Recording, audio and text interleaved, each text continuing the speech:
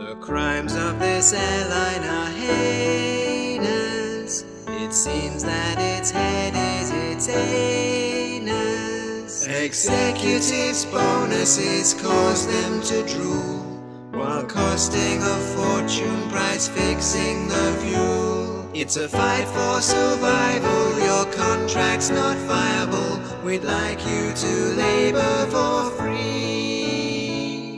Your data they'll give to the media, and to their news hounds they will feed ya.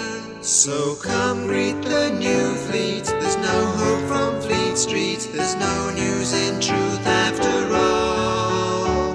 They'll give you a hat while they're growing fat on your woeful terms and conditions.